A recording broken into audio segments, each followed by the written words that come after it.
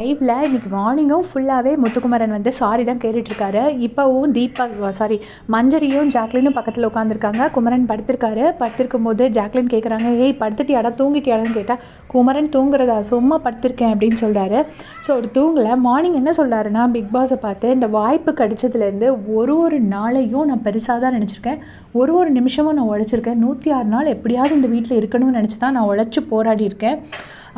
உங்களையும் சேது அண்ணனையும் நான் அம்மாவையும் அப்பாவையும் ஒரு குழந்தை நம்புகிற மாதிரி மரியாதை கொடுக்குற மாதிரி தான் நான் மரியாதை கொடுத்துருக்கேன்.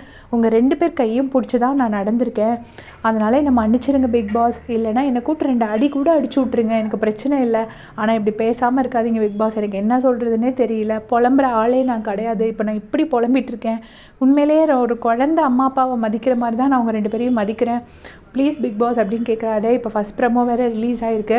அவர் சொல்கிறாரு, அப்போ விஜய் சேதுபதி சார் சொல்கிறாரு, இந்த மாதிரி அடுத்தவங்க ஜெயிக்கிறதுக்காகவும் அடுத்தவங்க தோக்கிறதுக்காகவும் நம்ம விளையாடக்கூடாது, நம்ம ஜெயிக்கிறதுக்காக விளையாடணும்னு சொல்லியிருக்காரு.